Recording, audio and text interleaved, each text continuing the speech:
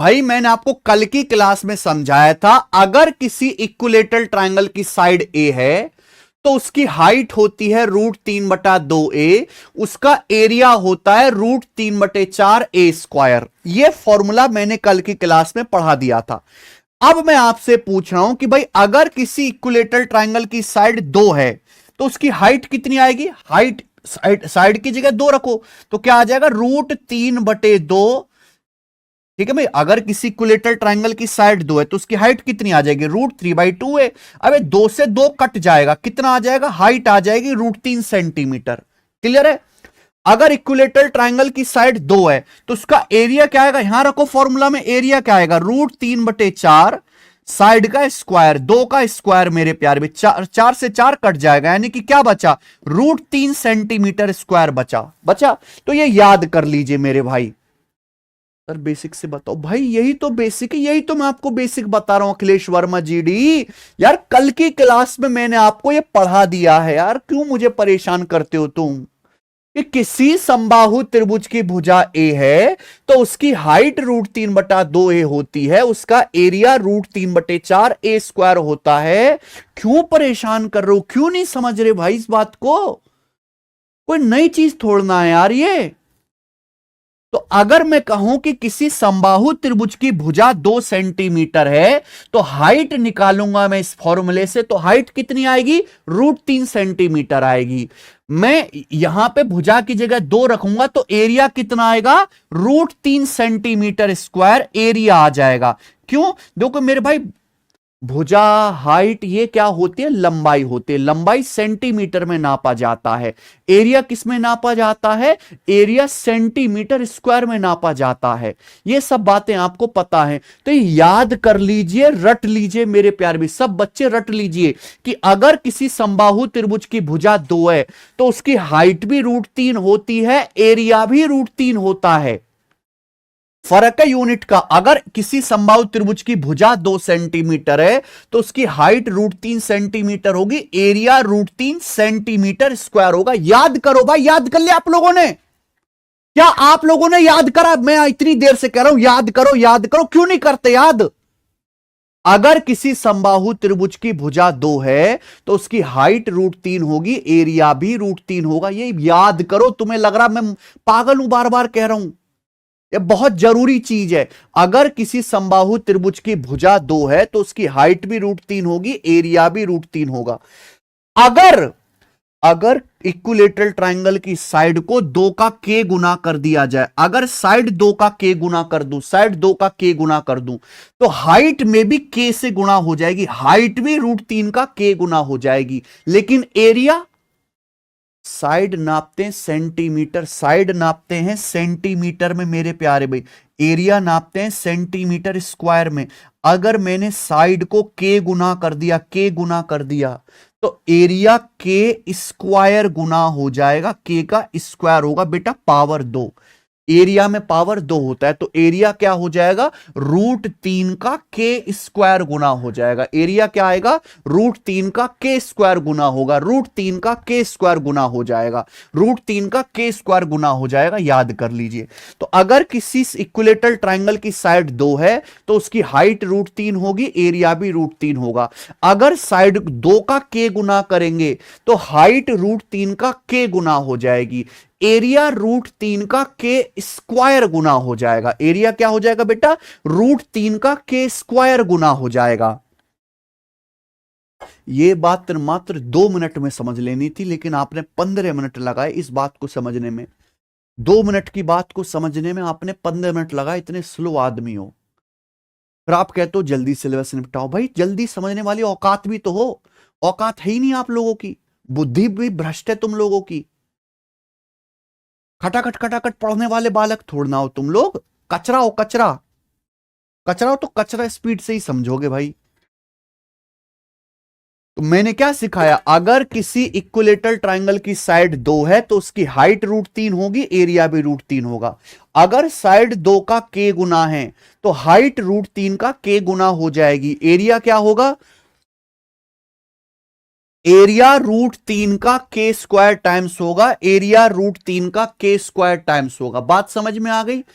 ये अगर आपने रट लिया मेरे भाई तो बहुत ज्यादा आसान हो जाती है सवालों की कैलकुलेशन बिना फॉर्मूला के। मैं आपसे कहूं एक इक्विलेटरल ट्रायंगल की साइड 10 सेंटीमीटर है, 10 सेंटीमीटर, बताओ उसकी हाइट क्या होगी, एरिया क्या होगा, बताओ। मैंने भी समझाया, अगर एक इक्विलेटरल ट्रायंगल की साइड 2 है, अगर इक्विलेटरल ट्रायंगल की साइड 2 है तो उसकी हाइट √3 होती है। ये इक्विलेटरल ट्रायंगल की साइड है 10, 10 यानी कि 2 का 5 गुना। 10 क्या होता है बेटा, 2 का 5 गुना, 5 से गुना हो रहा है।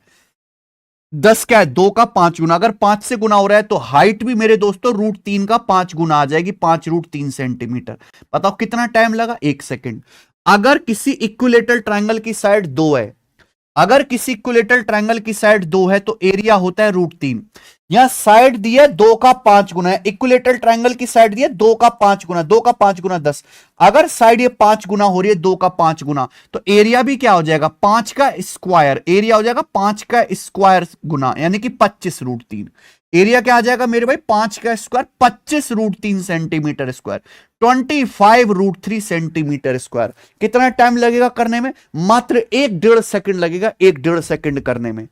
समझ में आया। बस आप ये देखो 2 का कितने गुना हो रहा है, ये देखो 2 का कितने गुना हो रहा है। मैं आपसे कहूं कि किसी इक्विलेटरल ट्रायंगल की साइड 26 सेंटीमीटर है, तो बताइए उसकी हाइट क्या होगी, उसका एरिया क्या होगा।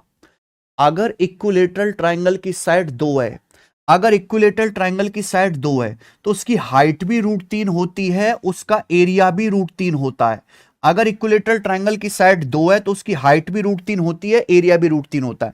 यहां पे साइड 2 का 13 गुना है, यहां पे जो साइड है 2 का 13 गुना, अगर 13 गुना है तो हाइट भी 13 गुना हो जाएगी, 13 √3, और एरिया क्या हो जाएगा, एरिया हो जाएगा 13 का स्क्वायर, एरिया हो जाएगा 13 का स्क्वायर, यानी कि 169 √3। एरिया आ जाएगा 169 √3। कितना टाइम लगेगा करने में, मात्र 1 सेकंड लगेगा करने में। 1 सेकंड से ज्यादा का टाइम नहीं लगेगा मेरे प्यारे भाई। क्लियर है। आप बोलोगे सर ये तो बहुत बढ़िया चीज बताई। मैं आपसे कहूं बच्चों, मैं आपसे कहता हूं कि किसी, हाँ, हम आपसे कहते हैं कि किसी इक्विलेटरल ट्रायंगल की साइड 42 सेंटीमीटर है, 42 सेंटीमीटर, तो बताओ उसकी साइड क्या होगी, उसका एरिया क्या होगा, फटाफट से आपको बताना है। तो देखो बच्चों, अगर किसी समबाहु त्रिभुज की भुजा 2 है, अगर किसी इक्विलेटरल ट्रायंगल की साइड 2 है तो उसकी हाइट भी √3 होती है, उसका एरिया भी √3 होता है। उसकी हाइट भी √3 होती है, उसका एरिया भी √3 होता है। यहां इक्विलेटरल ट्रायंगल की साइड है 42, 2 का 21 गुना। 42 क्या होता है बेटा, 2 का 21 गुना। अगर 21 गुना हो रहा है 2 का 21 गुना, तो हाइट भी क्या होगी मेरे प्यारे भी, 21 गुना हो जाएगा, √3 का 21 गुना। एरिया क्या आ जाएगा, एरिया आ जाएगा √3 का 21 स्क्वायर। एरिया क्या आ जाएगा, सीधा √3 का 21 स्क्वायर, 21 का स्क्वायर 441, 21 का स्क्वायर 441 आ जाएगा। ये एरिया आएगा 441 √3। कितना टाइम लगेगा, मात्र 1 सेकंड लगेगा। तो मेरे भाई ये ऐसी चीजें बहुत ध्यान से देखनी है, थोड़ा सा भी ध्यान हटा तो ये समझ नहीं आती हैं चीजें बेटा। ये कैलकुलेशन के कम करने के तरीके हैं भाई, कैलकुलेशन कम करने के तरीके, कोई नया कॉन्सेप्ट नहीं है, लेकिन आपको देखना बहुत ध्यान से है। समझ में आई बच्चों बात, आप बोलोगे यस सर बहुत अच्छी तरीके से समझ में आ गई है सर, मजा आ गया। ध्यान सुनिएगा। अब मान लो मेरे प्यारे में मैं आपसे कहता हूं किसी इक्विलेटरल ट्रायंगल की साइड 8 √3 सेंटीमीटर है। मैं आपसे कहता हूं किसी इक्विलेटरल ट्रायंगल की साइड 8 √3 सेंटीमीटर है, बताओ उसका एरिया क्या होगा, बताओ उसका एरिया क्या होगा। भैया बहुत सारे बच्चे क्या करेंगे, मैं आपसे पूछ रहा हूं किसी इक्विलेटरल ट्रायंगल की हाइट 8 √3 सेंटीमीटर है, हाइट पूछ रहा हूं उसका एरिया क्या होगा। बच्चे क्या करेंगे, अगर नॉर्मल बच्चे को सवाल दे दिया जाए तो पहले फॉर्मूला लगा के वो इक्विलेटरल ट्रायंगल की साइड निकालेगा, फॉर्मूला लगा के, फिर दोबारा फॉर्मूला लगा के एरिया निकालेगा, डबल डबल मेहनत करेगा। मैं डायरेक्ट आपको सिखा रहा हूं, क्या रटा हुआ मैंने, अगर इक्विलेटरल ट्रायंगल की हाइट √3 है तो एरिया भी √3 होगा। अगर इक्विलेटरल ट्रायंगल की हाइट √3 है, अगर इक्विलेटरल ट्रायंगल की हाइट √3 है तो एरिया भी √3 होगा। यहां हाइट √3 का 8 गुना है, हाइट √3 का 8 गुना है, तो एरिया क्या आ जाएगा, एरिया 8 का स्क्वायर हो जाएगा मेरे भाई 64 √3। एरिया आ जाएगा 64 √3 सेंटीमीटर स्क्वायर। बताओ कितना टाइम लगा करने में, आधा सेकंड लगा। सस्ता रॉकी भाई कह रहे हैं सर जी समझने, बेटा अब तुम्हारा टाइम निकल गया समझने का,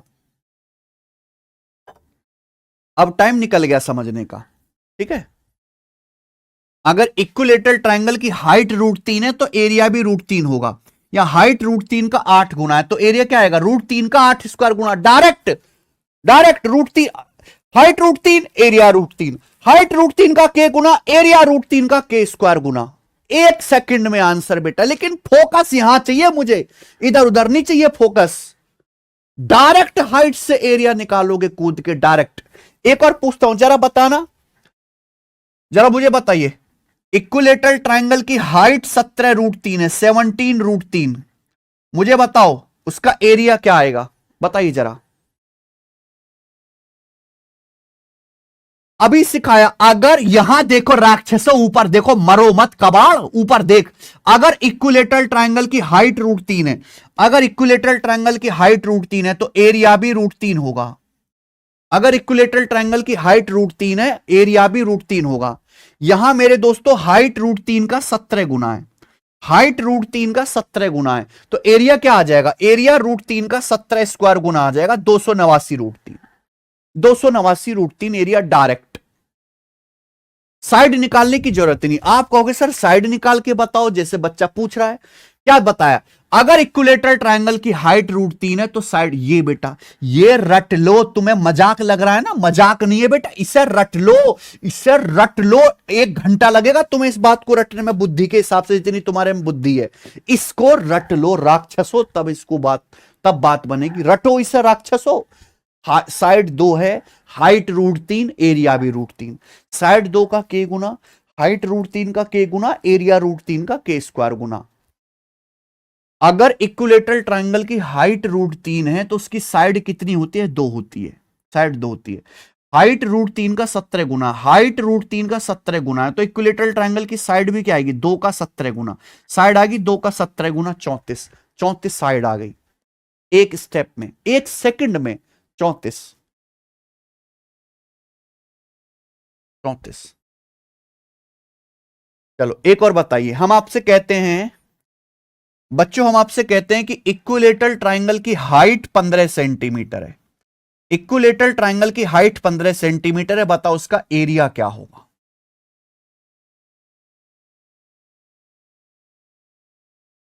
पता नहीं रटने में तुम्हें कौन सी आग लगती है, जो मैं कहूं कि भाई इसे इंस्टेंट रट, तो बिल्कुल तोते की तरह जो है रटने बैठ जाना है।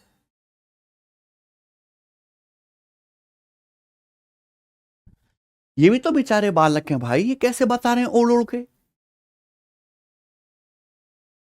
हाँ दिमाग लगाओ बेटा, अगर किसी गलत कर रहे हो सोच समझ के आंसर दो, सोच समझ के, गलत मत करो प्लीज, प्लीज गलत मत करो, प्लीज गलत मत करो, तुम सब गलत कर रहे हो, प्लीज सोच समझ के आंसर दो प्लीज।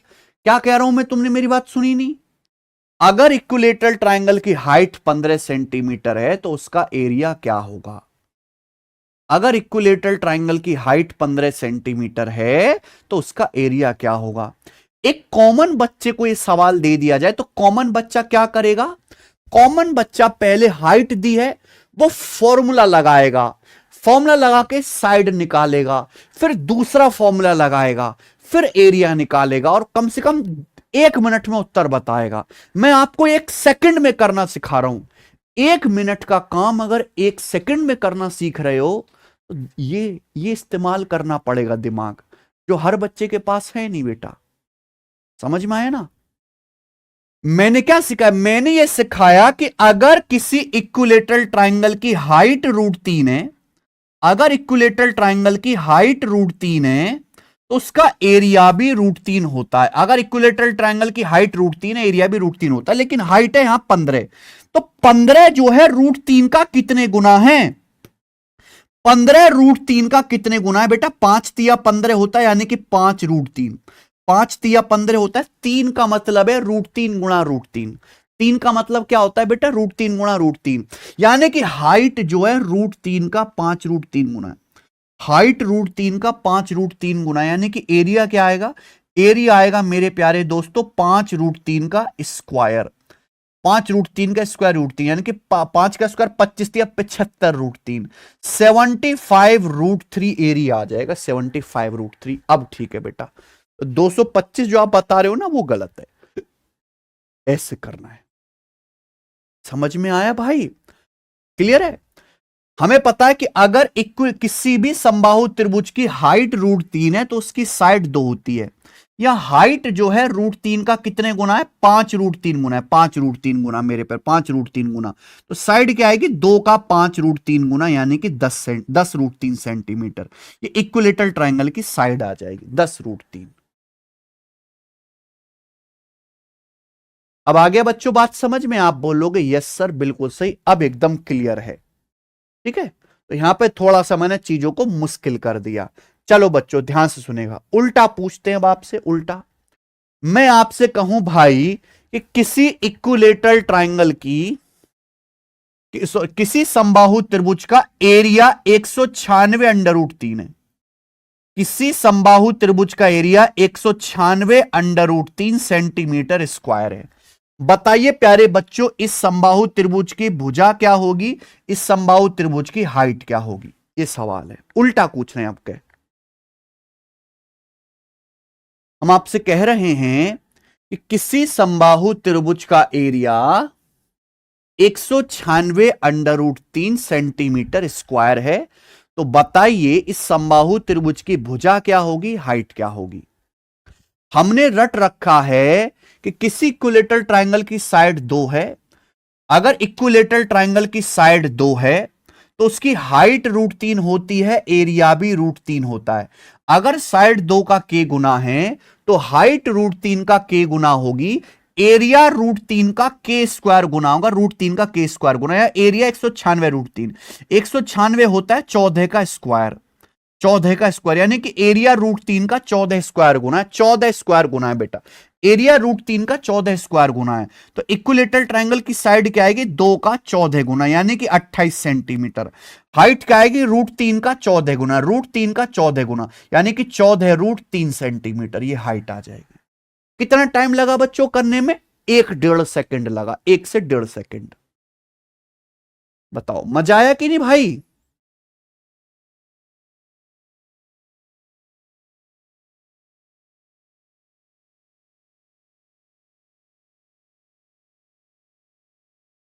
बढ़िया है, वेरी गुड बच्चों।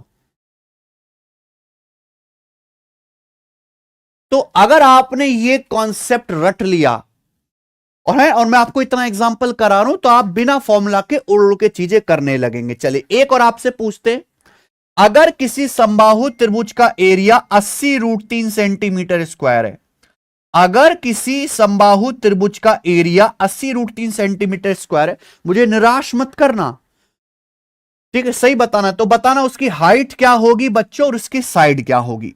प्लीज गलती मत करना, प्लीज गलती मत करना, बताइए भाई।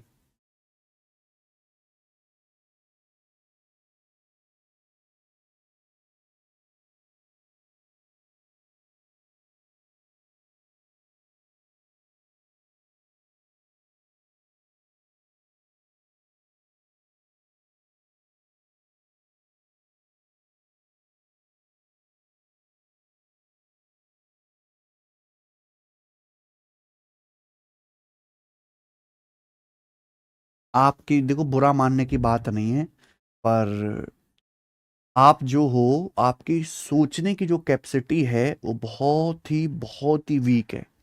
समझने की जो कैपेसिटी बहुत कमजोर है। समय के साथ स्टूडेंट जो है बहुत वीक होते गए हैं पढ़ाई में। अभी मुझे ही लगता है या यही फैक्ट है, पता नहीं, क्योंकि ये जो मैं बात सिखा रहा हूं ये इतनी बड़ी बात है ही नहीं कि मुझे इतना समय देना पड़े या इतने एग्जाम्पल बताने पड़े। पहले मैं 3 एग्जाम्पल बताता था हर एक, तो बात हो जाए, अब 10 एग्जाम्पल बताने पड़ते हैं। बहुत ही वीक हो गए भाई स्टूडेंट मेंटली ना, दे कांट फोकस। जैसे आप ये समझो कि अगर किसी मच्छर को या मक्खी को आप माचिस की तिल्ली से जला दो तो कैसे फड़फड़ाता रहता है, ऐसे ही फड़फड़ाते रहते हैं। फोकस बहुत कमजोर हो गया उनका। जल्दी जल्दी चीजों को सीखने की, एडॉप्ट करने की आदत बहुत वीक हो गई। ये हुआ है इंस्टाग्राम की वजह से, इंस्टाग्राम पे रील्स देखने से अटेंशन बहुत कम हो गई है बालकों की। हम कोई चीज कहते हैं कि भाई ये करो, तो करना ही नहीं है वो। आपको भी ऐसा ही लगता है क्या बालकों?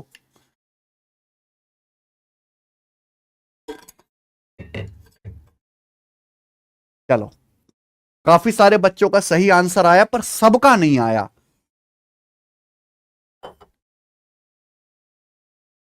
सबका नहीं आया, ये दुख की बात है भाई। देखो, हमें एक बात पता है कि अगर किसी इक्विलेटरल ट्रायंगल की साइड 2 है तो उसकी हाइट √3 होती है और एरिया भी √3 होता है। यहां एरिया है 80 √3, 80 √3, 80 यानी कि किसका स्क्वायर है मेरे भाई? 80 यानी कि 16 पंजे 80। बच्चों 80 का मतलब 16 पंजे 80, 16 है 4 का वर्ग और 5 है √5 का वर्ग, यानी कि 80 जो है प्यारे बच्चों वो 4 √5 का स्क्वायर है, 4 √5 का स्क्वायर। ठीक है ना, क्योंकि 4 का स्क्वायर 16 और √5 का स्क्वायर 5, 16 पंजे 80। यानी कि यहां पे मेरे दोस्तों एरिया √3 का कितना? 4 √5 स्क्वायर गुना है। अगर यह है तो इक्विलेटरल ट्रायंगल की साइड जो होगी वो भी 2 का 4 √5 गुना होगी, यानी कि इक्विलेटरल ट्रायंगल की साइड कितनी आ जाएगी? 8 √5 सेंटीमीटर। बोले हां। इक्विलेटरल ट्रायंगल की हाइट कितनी आ जाएगी? ये भी √3 का 4 √5 गुना हो जाएगी। ध्यान रखिएगा मेरे भाई, अगर साइड 2 का k गुना है तो हाइट √3 का k गुना, बट एरिया √3 का k स्क्वायर गुना होगा। क्यों? कि साइड या हाइट सेंटीमीटर में नापेंगे, एरिया सेंटीमीटर स्क्वायर में नापेंगे। तो यानी कि हाइट कितना है कि √3 का 4 √5 गुना 4 √15, 4 √15 सेंटीमीटर। ये हाइट आ गई समबाहु त्रिभुज की।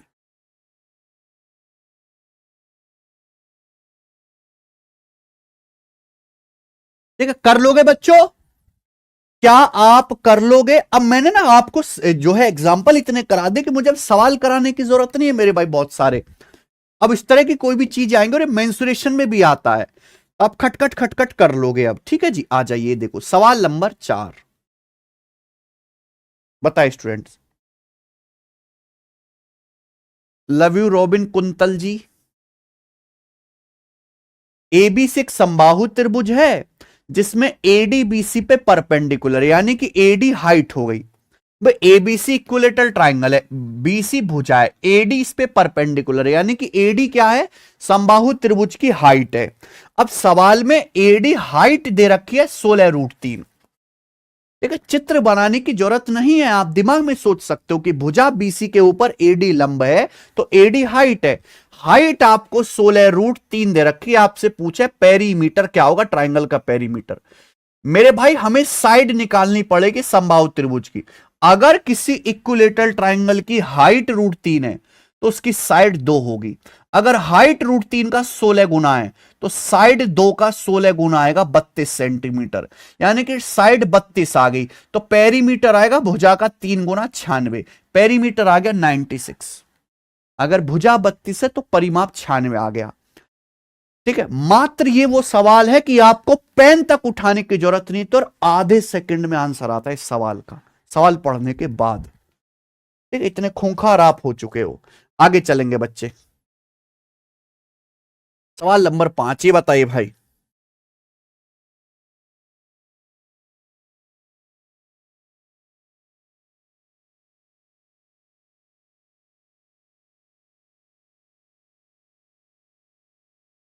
एक इक्विलेटरल ट्राइंगल की हाइट 18 है, 18 सेंटीमीटर, उसका एरिया क्या होगा? सभी बच्चे जानते हैं कि भाई अगर किसी इक्विलेटरल ट्राइंगल की हाइट √3 है, अगर किसी इक्विलेटरल ट्राइंगल की हाइट √3 है तो उसका एरिया भी √3 होगा। यह बात सभी बच्चे जानते हैं, लेकिन हाइट है 18।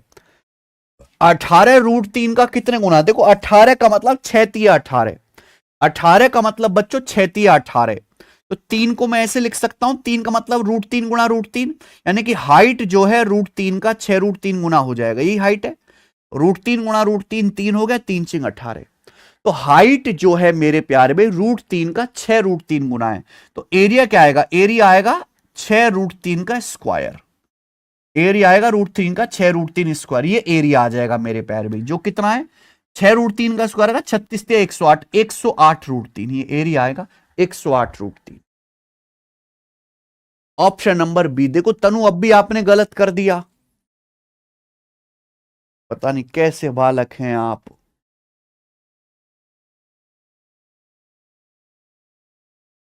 अरे बावलो, यहां पे हाइट 18 सेंटीमीटर है।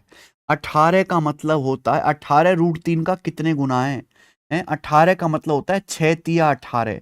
3 का मतलब होता है √3 गुणा √3।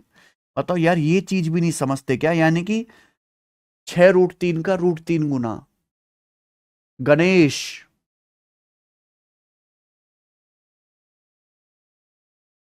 अगर इक्विलेटरल ट्रायंगल की हाइट √3 है तो उसका एरिया भी √3 होगा। ये बात सभी बच्चे जानते हैं, लेकिन यहां पे हाइट दी है 18, तो 18√3 का कितने गुना है? 18√3 का कितने गुना? 18 रूट को √3 से भाग कर लो, 6√3 गुना 18, यानी कि √3 का 6√3 टाइम्स है। कैसी बात करते हो यार आप लोग। आगे चलिए बताओ। एक समबाहु त्रिभुज का एरिया 81√3 स्क्वायर सेंटीमीटर है, तो समबाहु त्रिभुज का पेरीमीटर क्या होगा? आपको पता है आपको मेरे भाई, पेरीमीटर पहले साइड निकालोगे ना, आप समबाहु त्रिभुज की भुजा निकालोगे प्यारे बच्चों, भुजा का 3 गुना कर देंगे, पेरीमीटर आएगा। सब बच्चों को पता है कि अगर किसी इक्विलेटरल ट्राइंगल की जो है एरिया √3 है तो उसकी साइड 2 होगी। अगर किसी इक्विलेटरल ट्राइंगल का एरिया √3 है तो उसकी साइड 2 होगी। यहां एरिया है √3 का 81 गुना, यहां एरिया √3 का 81 गुना, 81 मतलब 9 का स्क्वायर। बच्चों 81 मतलब 9 का स्क्वायर, तो यानी कि अगर एरिया √3 का 9 स्क्वायर गुना है तो साइड क्या आएगी? 2 का 9 गुना, यानी कि साइड आ गई 18 सेंटीमीटर। विद इन सेकेंड आ जाएगा साइड 18, तो एरिया क्या आ जाएगा मेरे सॉरी पेरीमीटर क्या आ जाएगा? 54। अगर भुजा 18 आ गई तो परिमाप 54 आ गया। अब बताओ बच्चों, क्या आप ये सब चीजें पेपर में कर लोगे? ठीक है जी, कर लेंगे, ये देखेंगे। सवाल नंबर 7 करके बताएंगे बच्चों क्या आंसर है इस चीज का। 7वां सवाल, लास्ट क्वेश्चन है। यदि किसी समबाहु त्रिभुज की मीडियन की लंबाई L है तो इसका एरिया क्या है? बताओ। हाँ जी, वही होगा रोहित कुमार जी, वही होगा। करो बच्चे।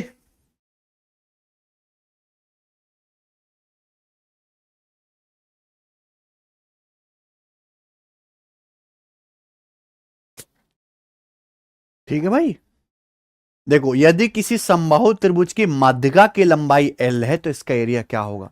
अब वो टेक्निक भी लगा सकते हो जो हमने आपको पढ़ाई है बच्चे, और देखो अब मैं आपको बेसिक भी बता देता हूं, है ना, नॉर्मल मेथड जो हर बच्चा करेगा। देखो किसी समबाहु त्रिभुज की माध्यिका जो होती है मेरे भाई, वो उसकी हाइट ही होती है।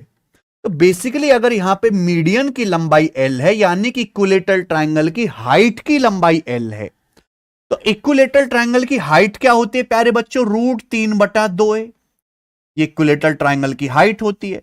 यहां से इक्विलेटरल ट्रायंगल की साइड आप निकालोगे 2/√3L, ये उधर जाएगा 2/√3L, ये साइड आ गई।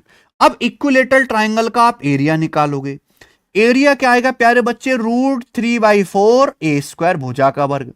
अब आप यहां पे क्योंकि आंसर L में बताना है, A की वैल्यू रख दोगे, √3/4, ये 2/√3 रख लो, 2/√3L, 2/√3 का स्क्वायर यानी कि 2 का स्क्वायर 4, √3 का स्क्वायर 3, 4/3L², 4 से 4 कट गया, तो क्या आ गया मेरे भाई? L², √3 से 3 काटेंगे, L²/√3, ये आंसर है। चलो यहां तो पूरा ही दे रखा है, तो पहला ऑप्शन है। ये मैंने आपको बताया नॉर्मल मेथड, और मेरे भाई लेकिन जो एक्चुअल है वो आपको आपने कर ही लिया है।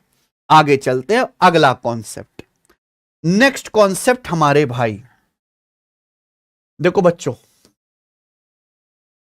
2 सवाल मैं आपको इस पे करवाऊंगा। मान लीजिए भाई ये इक्विलेटरल ट्रायंगल है, मान लो बच्चों ये इक्विलेटरल ट्रायंगल है, ठीक है, जिसकी भुजा स्मॉल ए है, मान लीजिए ये इक्विलेटरल ट्राइंगल है और इसकी साइड जो है स्टूडेंट वो स्मॉल ए है, आप बोलोगे यस सर।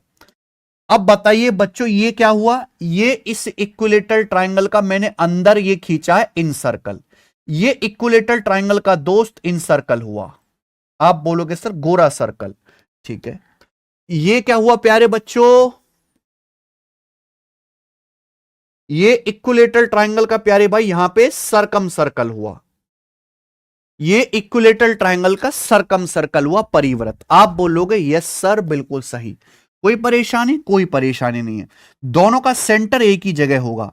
ये इक्विलेटरल ट्राइंगल के इन सर्कल की रेडियस है स्मॉल आर, ये इक्विलेटरल ट्राइंगल के सरकम सर्कल की रेडियस है कैपिटल आर, आप बोलोगे यस सर बिल्कुल सही। सभी लोगों को पता है कि अगर किसी इक्विलेटरल ट्राइंगल की साइड ए है, अगर किसी इक्विलेटरल ट्राइंगल की साइड ए है तो उसकी इनरेडियस का फॉर्मूला है a/2√3, a/2√3। तो मेरे प्यारे, और इक्विलेटरल ट्राइंगल की सरकम रेडियस है a/√3, a/√3, आप बोलोगे जी सर बिल्कुल सही, कोई भी प्रॉब्लम नहीं है, कोई भी प्रॉब्लम नहीं है। अब मेरे दोस्त ध्यान से सुनेगा, जो मैं आपको कॉन्सेप्ट बताने वाला हूं वो बड़ा शानदार है, वो बड़ा शानदार है मेरे प्यारे भाई। देखिए आपके पता है इक्विलेटरल ट्राइंगल के सरकम सर्कल और इन सर्कल के एरिया का रेशो 4:1 होता है, सबको पता है। देखो प्यारे दोस्तों, ये इक्विलेटरल ट्राइंगल है, समबाहु त्रिभुज, ये इसका इनसर्कल है और ये इसका सरकम सर्कल है। ध्यान से सुनना मेरे प्यारे दोस्तों, सब लोग ध्यान से सुनना। ये इक्विलेटरल ट्राइंगल है, ये इक्विलेटरल ट्राइंगल है, ये इसका इनसर्कल है और प्यारे बच्चों ये इसका सरकम सर्कल है, ये सरकम सर्कल है। क्लियर है, आप बोलोगे यस सर एकदम क्लियर है। मुझे इनके एरिया का अनुपात पता करना है कि किसी इक्विलेटरल ट्राइंगल, उसके इन सर्कल और उसके सरकम सर्कल, इन तीनों के एरिया का रेशियो क्या होता है, मुझे यह पता करना है। क्या आपको मेरी बात समझ में आ गई प्यारे स्टूडेंट? भाई इक्विलेटरल ट्राइंगल है, उसका इन सर्कल है, सरकम सर्कल है, इनके एरिया का रेशियो पता करना है। ध्यान से सुनेगा, इक्विलेटरल ट्राइंगल की इन रेडियस होती है a/2√3, सरकम रेडियस होती है √3। अब बच्चों प्यार से सुनेगा, यहां /2√3 आ रहा है, /√3 आ रहा है। हाँ, अगर इक्विलेटरल ट्राइंगल की साइड में कोई ऐसा नंबर मान लूं जो 2√3 से भी कट जाए, √3 से भी कट जाए, मैंने मान लिया कि माना इक्विलेटरल ट्राइंगल की साइड 2√3 है, मैंने ये मान लिया, माना इक्विलेटरल ट्राइंगल की साइड 2√3 है, मैंने ये मान लिया कि माना जो समबाहु त्रिभुज है इसकी भुजा 2√3 है, ये मान लिया। सुनते रहेगा मेरे दोस्तों, आपको मजा आ जाएगा प्यारे बच्चे। हमने मान लिया कि समबाहु त्रिभुज की भुजा 2√3 है, कि 2√3 और √3 दोनों से कटने वाला आसान सा नंबर इनका एलसीएम, 2√3 का एलसीएम 2√3। हमने इक्विलेटरल ट्राइंगल यानी कि समबाहु त्रिभुज की साइड को 2√3 माना, तो उसकी इनरेडियस क्या आ जाएगी, इनरेडियस आ जाएगी मेरे भाई a/2√3। इनरेडियस कितनी आ जाएगी, a/2√3, 2√3 से 2√3 कट जाएगा 1, तो यानी कि इसकी इन सर्कल की रेडियस क्या आ जाएगी, 1 आ जाएगी बच्चों। इसकी सरकम रेडियस क्या आ जाएगी मेरे भाई, 2√3 को √3 से डिवाइड करेंगे, सरकम रेडियस आ जाएगी 2, सरकम रेडियस आ जाएगी प्यारे बच्चों 2, आप बोलोगे जी सर बिल्कुल से 2 आ गया। यानी कि मैं ये कह सकता हूं कि अगर किसी इक्विलेटरल ट्राइंगल की साइड हम 2√3 मानते हैं तो इन सर्कल की रेडियस 1 होगी, सरकम सर्कल की रेडियस 2 होगी। यहां तक किसी बच्चे को कोई समस्या, आप बोलोगे नहीं कोई समस्या नहीं है। अगर किसी इक्विलेटरल ट्राइंगल की साइड हम 2√3 मानते हैं तो उसके इन सर्कल की रेडियस 1, सरकम सर्कल की रेडियस 2 होगी, कोई दिक्कत? अब बताओ, अगर इक्विलेटरल ट्राइंगल की साइड 2√3 है, अगर इक्विलेटरल ट्राइंगल की साइड 2√3 है, एरिया क्या होगा भाई? किसी समबाहु त्रिभुज की भुजा 2 है तो उसका एरिया √3 होता है। यहां साइड 2 का √3 गुना है तो एरिया आएगा √3 का स्क्वायर, 3√3 एरिया आ जाएगा, 3√3। नहीं समझे होंगे भाई, समबाहु त्रिभुज का क्षेत्रफल होता है √3/4 भुजा का वर्ग, भुजा का वर्ग 2√3 का स्क्वायर। चलो बेसिक ही बता देता हूं, 2√3 का स्क्वायर आ गया 4×3 12, 4 से 12 3 बार कट जाएगा, यानी कि 3√3 समबाहु त्रिभुज का एरिया आ गया। ठीक है, अगर किसी सर्कल की रेडियस 1 है तो सर्कल का एरिया होता है pi r square, pi r square, radius 1 का स्क्वायर 1 यानी कि पाई, पाई आ गया पाई। अगर सर्कल की रेडियस 2 है तो सर्कल का एरिया होता है पाई आर स्क्वायर, रेडियस 2 है, 2 का स्क्वायर 4 पाई, 2 का स्क्वायर आ जाएगा मेरे प्यार भी 4 पाई, ये आ गया भैया रेशियो, इसको याद कर लीजिए। ये 2022 के पेपर में डायरेक्ट पूछा गया था, डायरेक्ट, ठीक है, यानी कि कोई सवाल नहीं, केवल एक रेशियो, केवल एक अनुपात ही पूछा गया था। किसी इक्विलेटरल ट्राइंगल, उसके इन सर्कल और उसके सरकम सर्कल के एरिया का अनुपात 3√3 रेशियो पाई रेशियो 2/4 पाई होता है। इसे याद कर लीजिए मेरे भाई, बहुत सारी चीजें याद करनी पड़ेंगी, अगर आपके बस की याद करना नहीं है तो सरकारी नौकरी की तैयारी छोड़ो और ठेला प्याज छीलने का काम शुरू कर दो। बहाने बनाने से काम नहीं चलेगा कि हमें कैसे करें। एक इक्विलेटरल ट्राइंगल की एरिया 3√3 है। अगर समबाहु त्रिभुज का एरिया 3√3 है तो इन सर्कल और सरकम सर्कल के एरिया का रेशियो ये 3√3 पाई रेशियो 4 पाई होगा। ये कॉन्सेप्ट सब लोग अपनी कॉपी में लिख लीजिए बेटा, लिख लीजिए, रट्टा मार लीजिए सब लोग। किसी इक्विलेटरल ट्राइंगल, उसके इन सर्कल और उसके सरकम सर्कल के एरिया का जो रेशियो होता है वो 3√3 रेशियो पाई रेशियो 4 पाई होता है। ठीक है, मैंने आपको प्रूफ करके दिखाया, सिद्ध करके दिखाया कि किसी समबाहु त्रिभुज, उसके इन सर्कल, उसके सरकम सर्कल के एरिया का रेशियो 3√3 रेशियो पाई रेशियो 4 पाई हो जाएगा। सब बच्चों को क्लियर हो गया? अगर ये कॉन्सेप्ट आपको क्लियर है तो भाई इस पे सवाल हम करेंगे, ये देखेंगे सवाल नंबर 8। ये बताओ, क्वेश्चन नंबर 8 ये बताइए।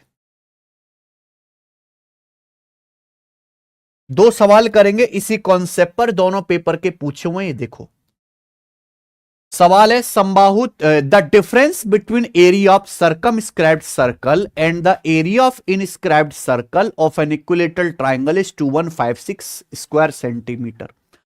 What the area of equilateral triangle, equilateral triangle का एरिया क्या है? देखो कितना गजब का सवाल है, सवाल पढ़ेगा। सवाल में कहा गया है the difference between the area of circumscribed circle and area of inscribed circle of an equilateral triangle is 2156। यानी कि किसी इक्विलेटरल ट्राइंगल के, ये इक्विलेटरल ट्राइंगल के सर्कमस्क्राइब सर्कल, इक्विलेटरल ट्राइंगल के सर्कमस्क्राइब सर्कल मेरे दोस्तों, और इन सर्कल इनके एरिया का डिफरेंस 2156 वर्ग सेंटीमीटर है। तो इक्विलेटरल ट्राइंगल का एरिया क्या होगा? जस्ट अभी अभी मैंने आपको पढ़ाया है प्यारे बच्चे कि कोई इक्विलेटरल ट्राइंगल, उसके इन सर्कल और उसके सरकम सर्कल के एरिया का जो रेशियो होता है 3√3 रेशियो पाई रेशियो 4 पाई होता है। यह मैंने जस्ट अभी अभी आपको पढ़ाया। इस सवाल में क्या दिया है? सवाल में दिया कि किसी समबाहु त्रिभुज के सर्कमस्क्राइब सर्कल यानी कि सरकम सर्कल और इन सर्कल अंत्यवृत्त के क्षेत्रफल का अंतर, जब आपको रेशियो पता है मेरे भाई तो ऐसी हो जाएगा। किसी इक्विलेटरल ट्राइंगल, उसके इन सर्कल और उसके सरकम सर्कल के एरिया का रेशियो 3√3 रेशियो पाई रेशियो 4 पाई। सवाल में दिया है इक्विलेटरल ट्राइंगल के सरकम सर्कल और इन सर्कल के एरिया का डिफरेंस। तो आप बताओ 4 पाई और पाई का डिफरेंस कितना है?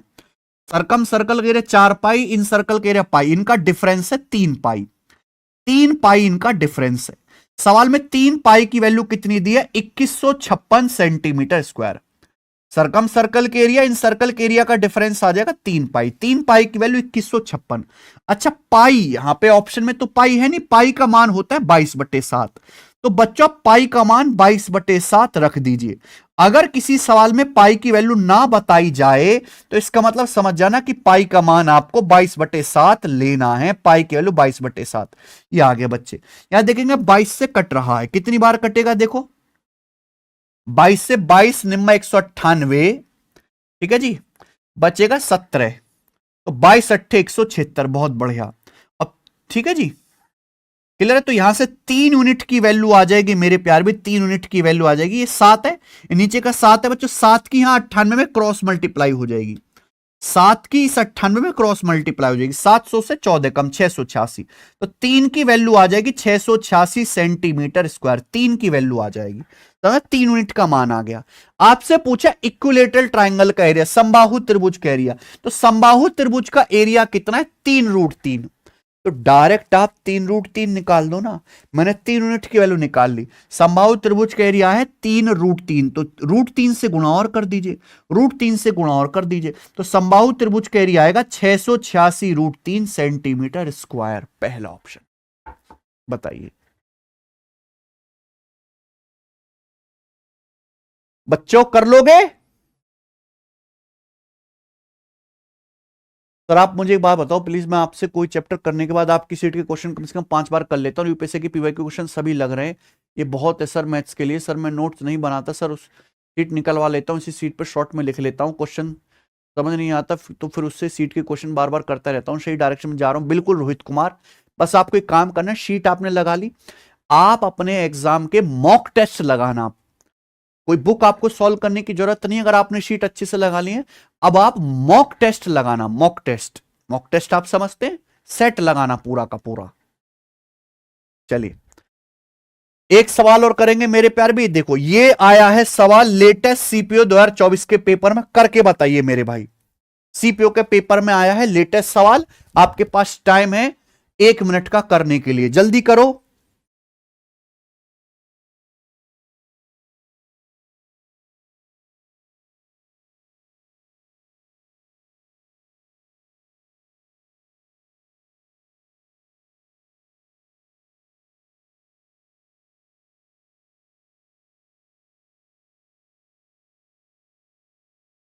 कर दिया बच्चों?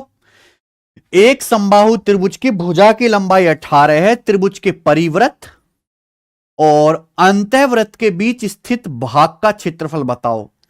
यानी कि मेरे भाई सरकम सर्कल और इन सर्कल के एरिया का डिफरेंस बताना है यहां पर। जैसे मान लो इक्विलेटरल ट्राइंगल है, ठीक है भाई, मान लो जैसे इक्विलेटरल ट्राइंगल है, ये हुआ इसका इन सर्कल, ये हुआ इसका सरकम सर्कल, तो इन सर्कल और सरकम सर्कल के बीच ये हुआ ना एरिया, ये इन सर्कल और सरकम सर्कल के बीच का एरिया, ये कैसे आएगा?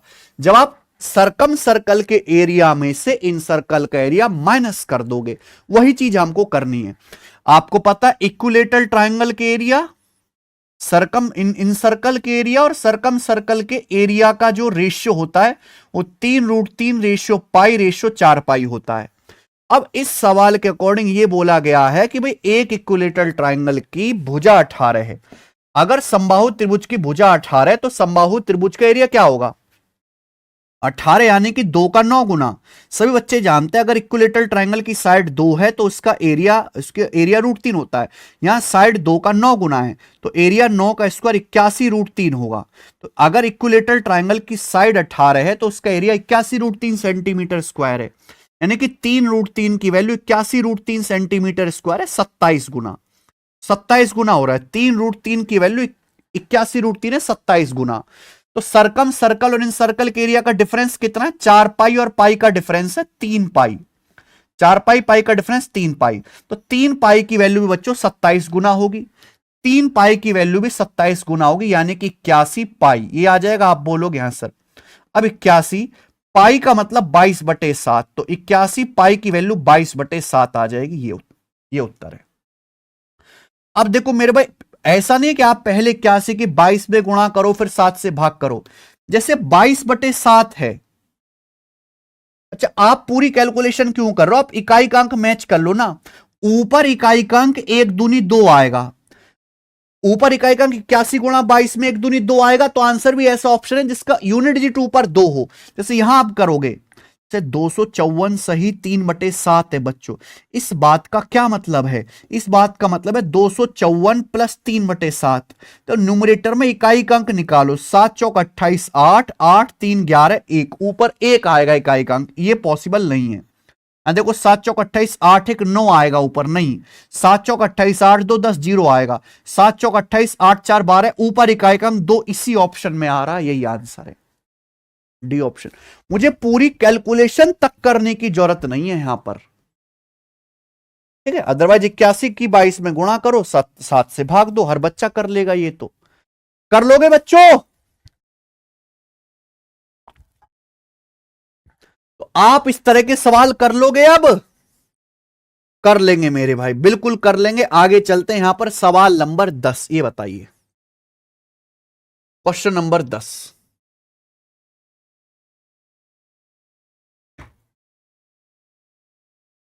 हाँ, फाइंड द रेडियस आर, बहुत बढ़िया सवाल है, लेटेस्ट आया है पेपर में।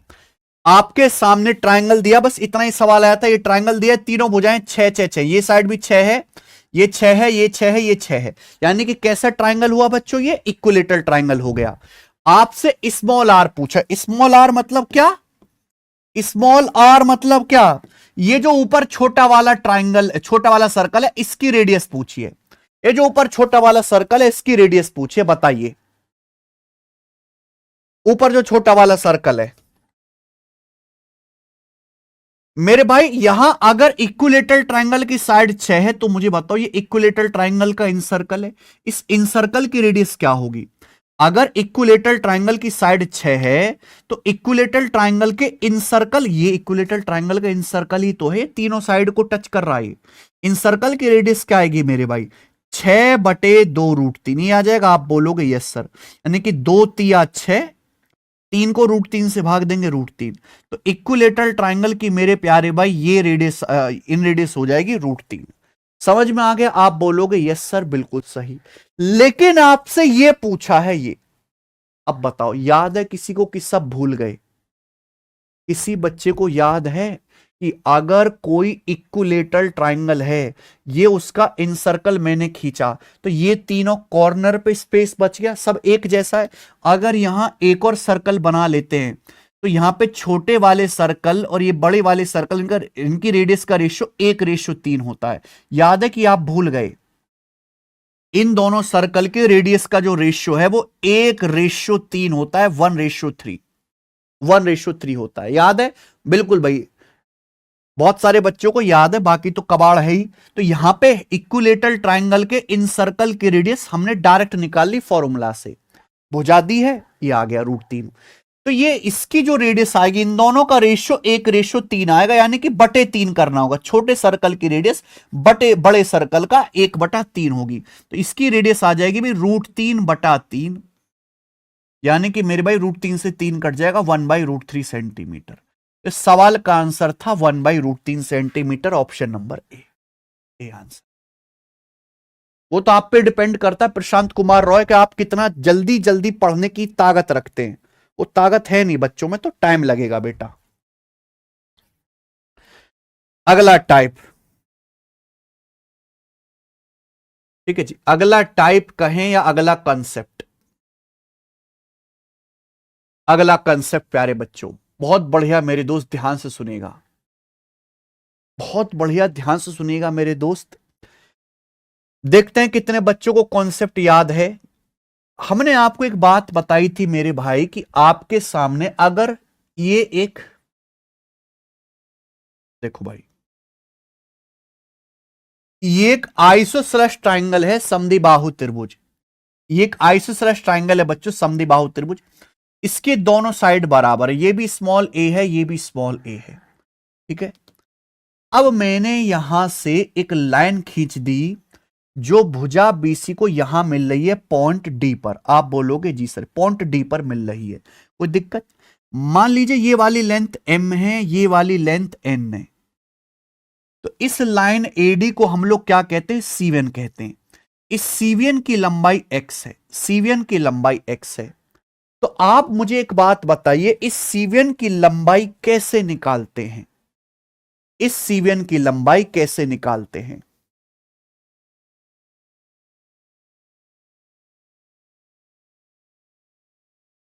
ये समबाहु त्रिभुज, सॉरी कैसा, ये आइसोसेलेस ट्रायंगल है।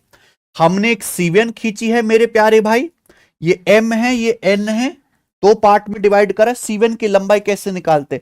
वेरी गुड अपर्णा भावे जी। कॉन्सेप्ट है डायरेक्ट, x² बराबर a² माइनस mn, x² बराबर a² माइनस mn। देखो भाई, ज्योमेट्री और मेंसुरेशन, मेंसुरेशन भी 2D और 3D, अलग अलग पढ़ा देते हैं, बच्चों को छोटा लगता है, इकट्ठा कर दिया जाए तो हालत टाइट हो जाती है। ये दोनों चैप्टर पहाड़ की तरह हैं बेटा, आसान नहीं है। तो गुर्दे को ना थोड़ा मजबूत करके रखो। और ज्योमेट्री मेंसुरेशन का जो पेपर में वेटेज है वो 20% है। 25 में से 5 सवाल आएंगे मेरे प्यारे भाई इन दोनों चैप्टर से। अर्थमेटिक के में 5 सवाल, 5 जो है चैप्टर से आएंगे। क्लियर है? अर्थमेटिक मैथ के आप time and work, time speed and distance, average, है ना, ये 5 चैप्टर पढ़ो और ज्योमेट्री एडवांस के 2 चैप्टर पढ़ो। इनकी औकात बराबर है। समझ पा रहे हैं? प्रैक्टिस कर करके प्रशांत कुमार रॉय, प्रैक्टिस प्रैक्टिस बहुत जरूरी है।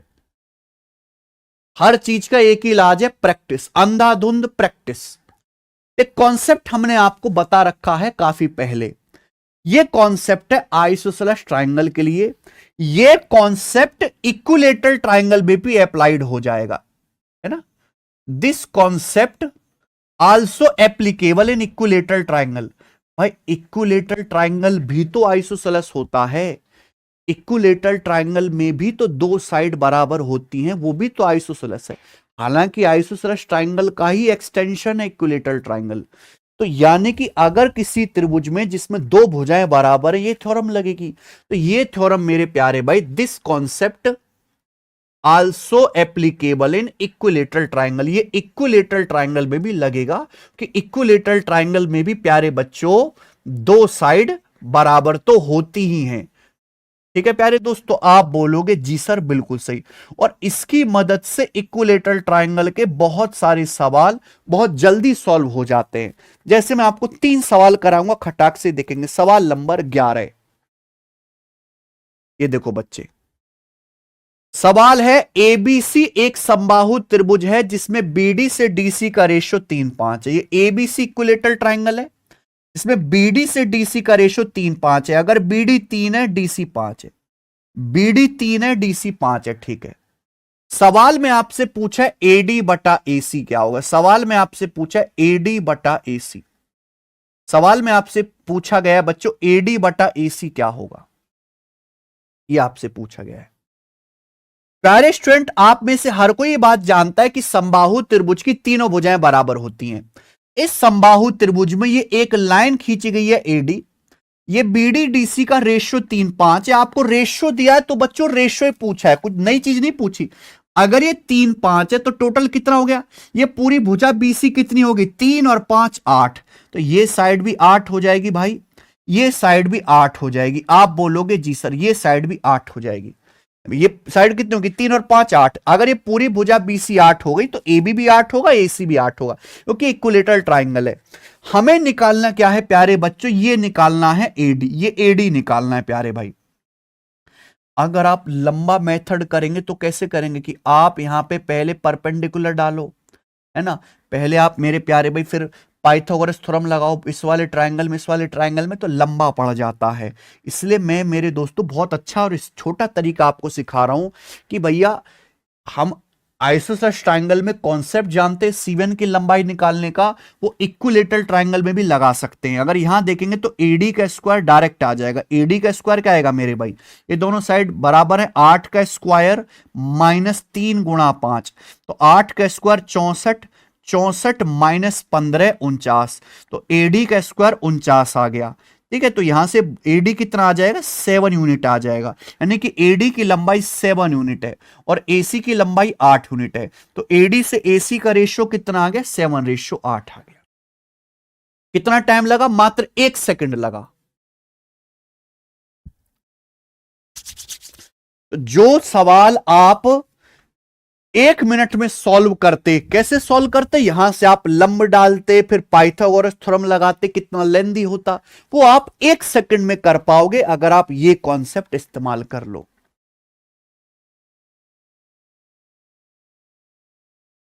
ठीक है, तो किसी भी इक्विलेटरल ट्रायंगल में अगर एक शीर्ष से सामने वाली भुजा के किसी बिंदु को मिलाया जाता है तो ऐसे हर एक सवाल में ये कॉन्सेप्ट आप लगा सकते हो। जैसे ये देखेंगे 12वां, ये सवाल सीजीएल मेंस 2014 के पेपर में आया है। एबीसी समबाहु त्रिभुज है, ठीक है। डी भुजा बीसी को 2-3 के रेशियो में डिवाइड करता है, तो 25 एडी स्क्वायर क्या होगा? देखो बच्चों,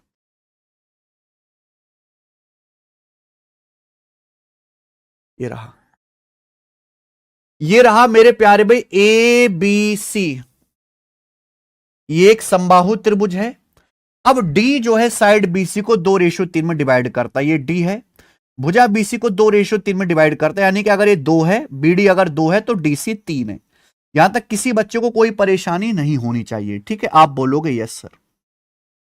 तो बोला 25 एडी स्क्वायर क्या होगा? 25 एडी स्क्वायर क्या होगा? 25 एडी स्क्वायर। तो आप यहां से मिला दीजिए मेरे भाई, ये आ गया।